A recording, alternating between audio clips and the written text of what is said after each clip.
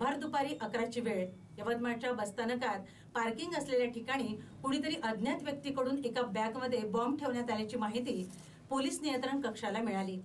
त्या क्षणी अग्निशमन पथकासह पोलीस यंत्रणा क्षणाचाही विलंब न लावता सायरन वाजवीत बसस्थानकात पोहोचली।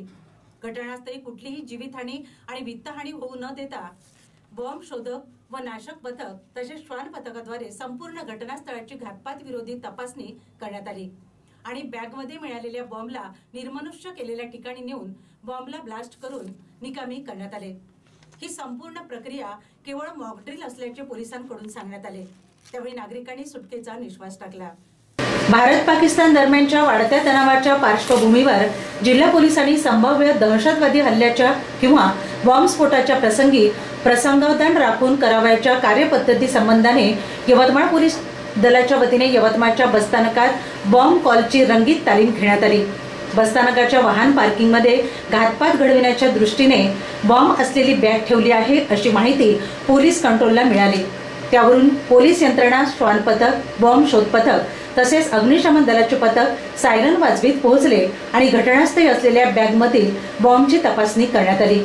त्यावेळी पथकाने तात्काळ बॉम्ब असलेली बॅग निर्मनुष्य केलेल्या ठिकाणी नेऊन सदर बॉम्ब हा ब्लास्ट करून निकामी करण्यात आला।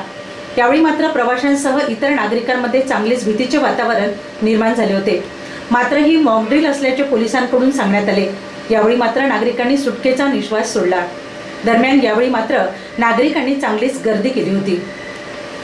ठाणेदार, आरसीबी, फायर ब्रिगेड, नगरपालिकेचे कर्मचारी यांनी अतिशय